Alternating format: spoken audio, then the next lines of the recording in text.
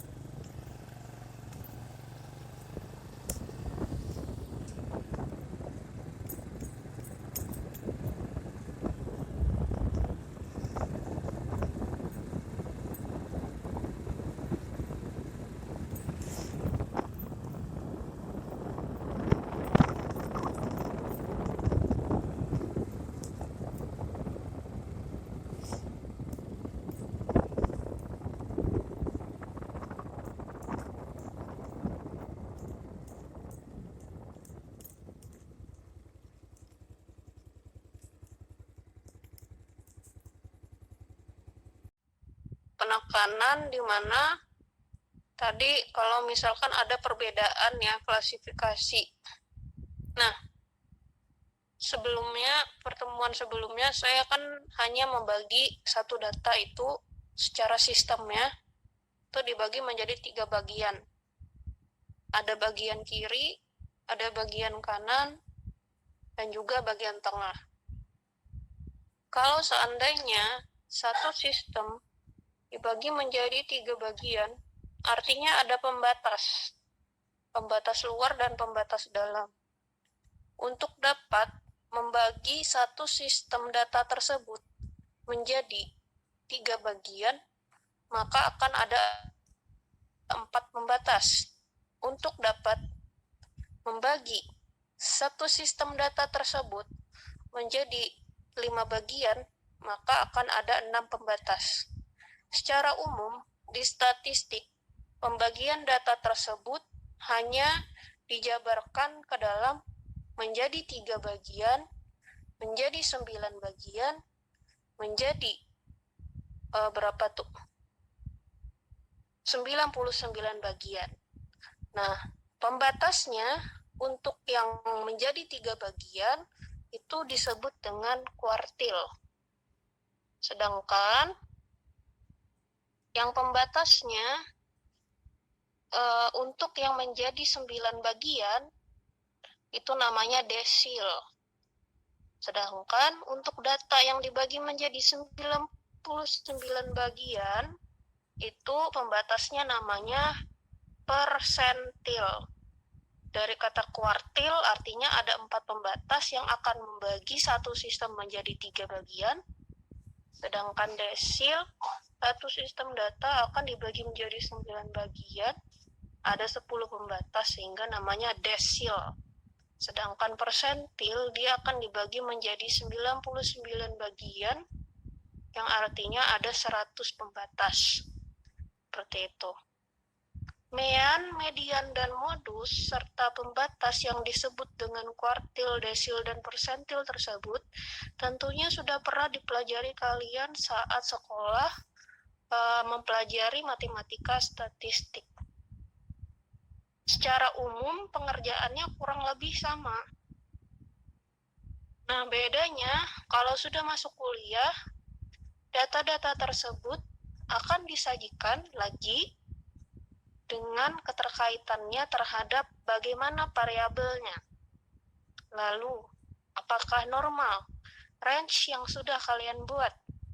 Lalu bagaimana? Ada kan pertanyaan bukan tahun kemarin, 2 minggu yang lalu ada yang menanyakan, Bu, kalau datanya ada yang menyimpang seperti itu atau tidak tepat, bagaimana Bu? Saya takut salah hitung Bu, kan itu banyak. Nggak masalah, nanti walaupun beda dengan yang perhitungan yang dianggap sangat tepat, dianggap ya karena relatif. Nah, artinya nanti ada deviasi. Deviasi itu secara umum didefinisikan sebagai tersimpangnya. Jadi dia ada pembiasan geser, misalkan kayak kemarin saya bilang harusnya tepat 10,0 misalkan. Dia tersimpang 0,2, 0,3, seperti itu. Nah, kalau seandainya dia mencapai sekian persen terbiaskannya, terdeviasikannya, maka bisa dianggap kalian harus mengkaji ulang pengkoordinasian data tersebut. Nah, jadi dengan kata lain, data yang sudah disusun dengan capek-capek dengan banyak jumlah tersebut harus diorganisasi